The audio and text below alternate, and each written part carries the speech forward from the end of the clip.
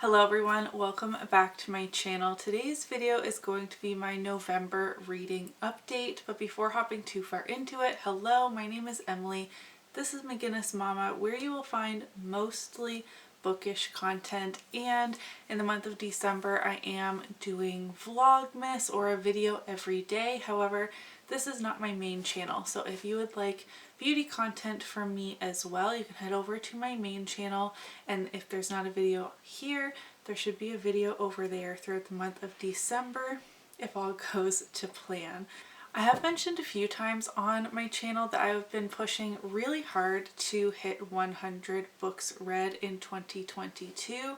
My goal was 50, which I have far surpassed, but I don't think I'm going to quite make it to 100. In order to have done so, I would have had to read 12 or 13 books in November and then the same in December, but I only read 8 books, I think, in the month of November, and I actually don't have any of them here to share with you. They were either library books available on Kindle Unlimited, or I lent them to my mom, which happens a lot over here. But I need to stop rambling. These videos need to be short if I'm going to be uploading every single day. The first book I finished in the month of November was The Very Secret Society of Irregular Witches by Sangu Mandana. I gave this book a very strong 4 stars. I kind of feel bad I didn't give it 5 stars, but for me that is like 100% loved it. It's a new favorite. Maybe in 2023 I need to adopt the 6-star rating situation, where if it's an all-time new favorite, it's a 6-star read, so that books that I really truly loved but didn't quite give me that feeling still get 5 stars.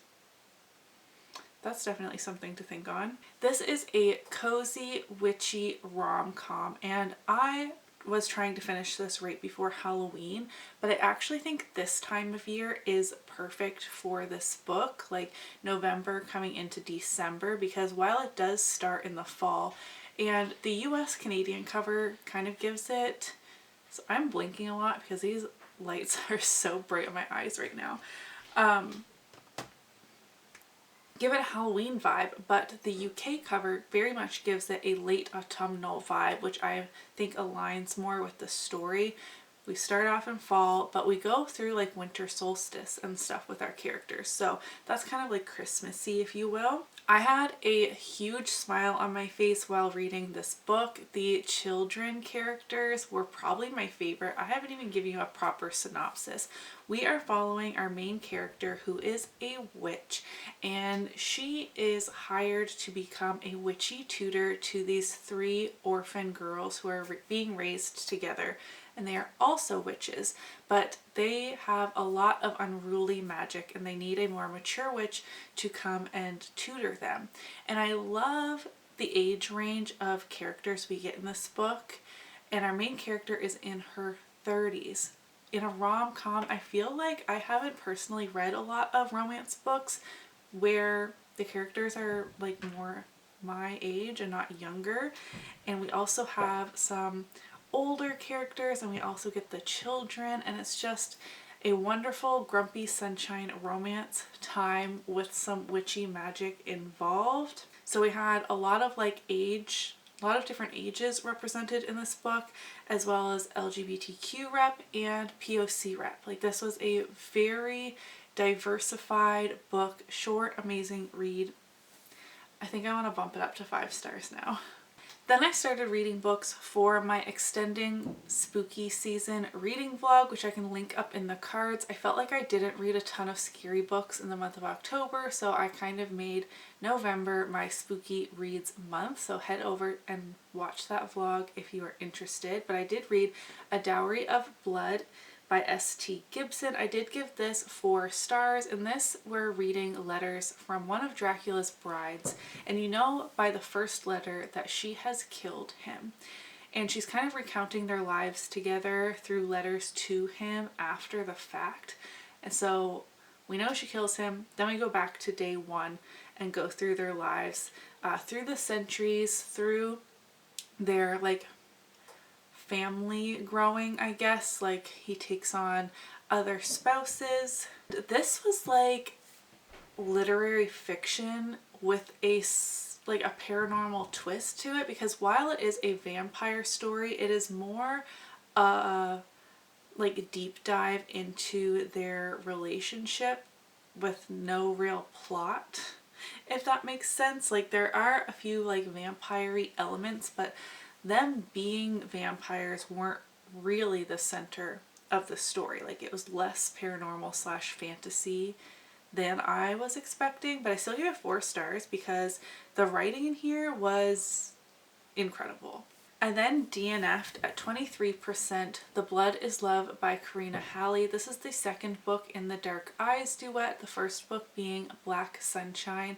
This is a dark paranormal vampire romance, and I didn't love the first book, Black Sunshine, mainly because, see, I don't know if this is like a vampire thing is not going to be for me, but I don't have a problem with like the insane age gap in like fae romances, but it was specifically in this book that he had said like, as soon as I laid eyes on you when you were 2 years old, I knew I had to have you, and I like watched out for you ever since, but now that you're 21, I can finally have you. And that just like really grossed me out in the first book.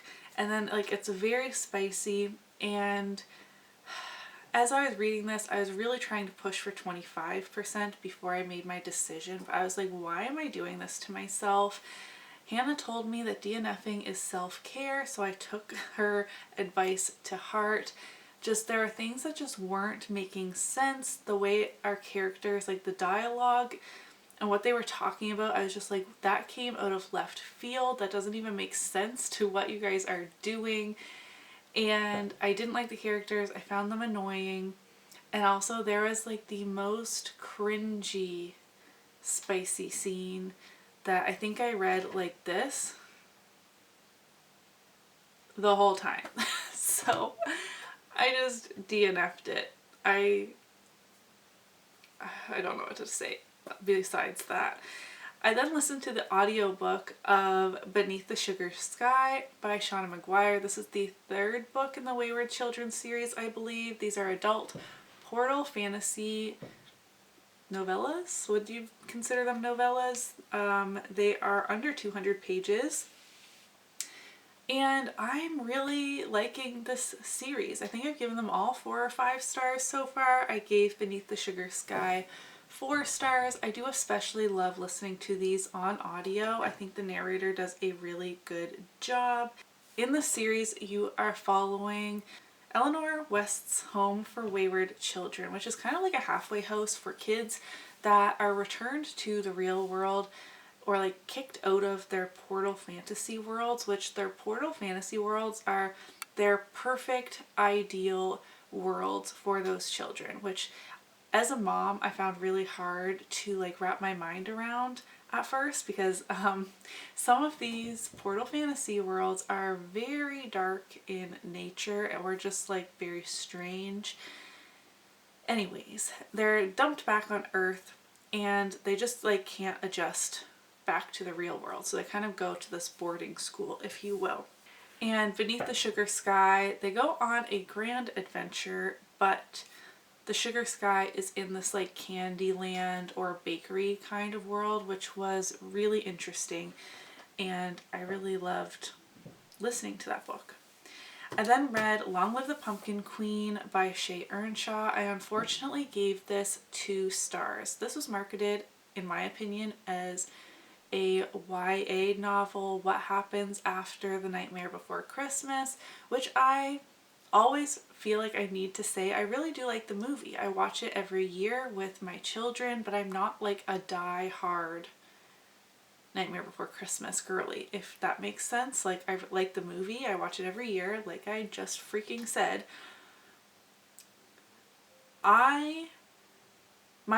Okay, I know this is like loved by a couple of people who I really admire, but I just didn't like this, and it had to do with my expectations, because if I knew what the story was, it is very likely I would not have read it.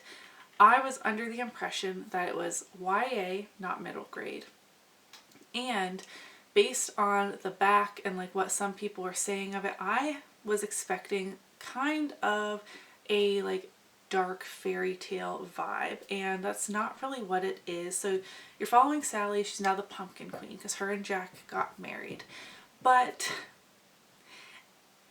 she is very naive. Like, she didn't think that she would be the Pumpkin Queen, even though Jack Skellington is the Pumpkin King. And every time anybody calls her queen, she has like an inner meltdown.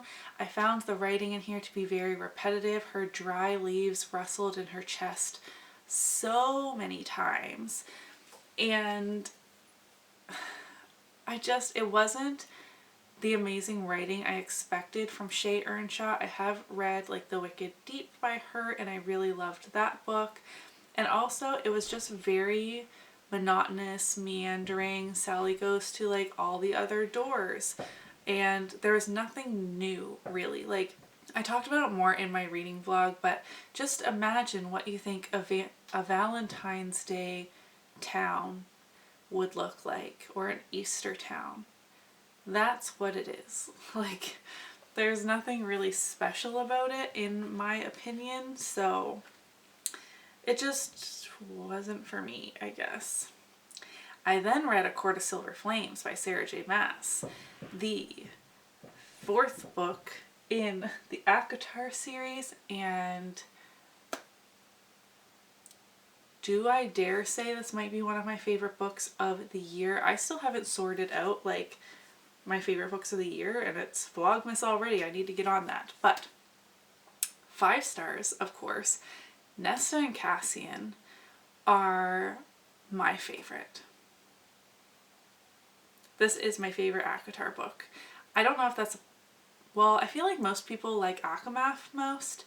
I liked A Court of Wings and Ruin more than A Court of Mist and Fury, and then I liked A Court of Silver Flames the most out of all of them.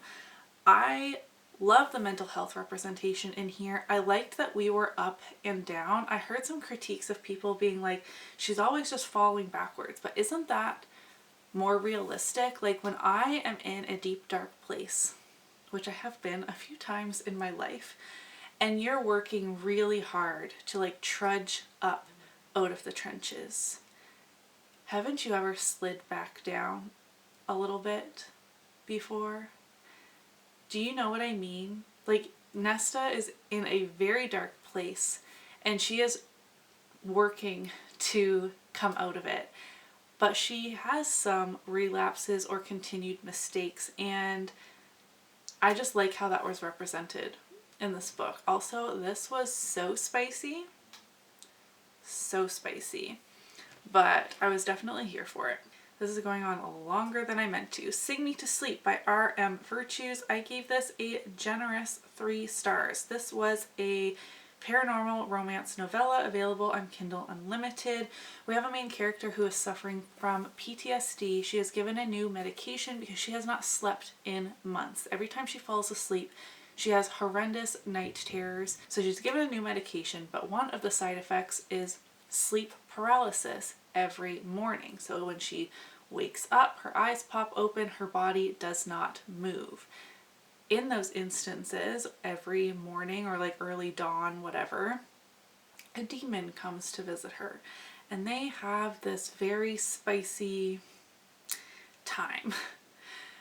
There were some undercurrent of plot things happening, a few different layers, but this book was like 150 pages and there wasn't enough time to explore those. I wasn't enjoying it enough to want more plot, but I feel like the author was doing a little bit too, or like trying to do a little bit too much. Like, I feel like most of those plot things just should have been not even in there. Like, if you wanted this to be kind of like a paranormal demon erotic situation, it could have been just that, because the plot wasn't enough to like fully make sense or be fleshed out, and it was just a distraction. And while a lot of the spicy scenes were like, okay, it just wasn't totally for me. I don't know what to say beyond that without like getting into some really weird topics here on my YouTube channel, which I don't really want to do. But he is a demon. He does not look humanoid. He has antlers and a tail. And wasn't quite working for me, if you know what I mean. It was a little weird, but I was reading it for that extending spooky season because I thought it was gonna be like more horror, more scary, and that's not really what it was. And lastly for November, I read Mexican Gothic by Silvia Moreno Garcia. This is a historical Gothic horror book, and it made me realize I actually have read Gothic horror before. I read Plain Bad Heroines, and I just don't know if this subgenre is for me. It is very atmospheric, but it's like this super slow atmospheric build to something that is very creepy but not necessarily super scary. So in this, we are following our main character, Noemi, and she is getting letters from her cousin, Catalina, who has been recently married off to a gentleman that lives rurally. They don't really know him very well, but they had a very fast engagement that she got married, she got shipped off, and our family hasn't seen her since. It's been about a year. And she's been sending very strange letters saying like something's wrong in this house, my husband's trying to kill me, like very concerning letters. But Noemi's father, so Catalina's uncle, got in contact with Catalina's new husband. He's like, no, she's fine. Please don't come up here. Everything's fine. I promise. A little sus, if you will. And so Noemi is sent off to go check on her cousin, make sure that her new husband is, you know, not harming her. Maybe she is having like a mental breakdown and needs to be seen by a professional or admitted to a hospital, something like that. Like something is wrong. We need to figure out what it is. There were some body horror elements in here that were truly scary. Again, in that vlog, I have a clip of like my growing horror on my face where I was just like, I'm stumbling over my words because I just don't feel like body horror is going to be something I can handle. Like that was truly scary to me. But with Gothic horror, I'm almost bored. Like I'm enjoying the atmosphere and the writing was very beautiful, but I'm also kind of like, so what are we doing? What's actually so scary about this? What is actually going on? I'm so confused, and you're losing me a little bit because it takes so long. Now, I like Mexican Gothic much more than Plain Bad Heroines. I did give it 4 stars because it was much shorter. Plain Bad Heroines was entirely too long and still didn't fully make sense at the end of it. But overall, I did enjoy it, and I think I want to try out YA horror next and see if that is more for me. But that is enough rambling. This was way longer than I ever wanted it to be. I think I say that in every single video, but those were the books I read in the month of November. Let me know in the comments down below your favorite book that you read in November. I would love to chat with you. Give this video a thumbs up if you did enjoy it, and I'll see you in my next one. Bye!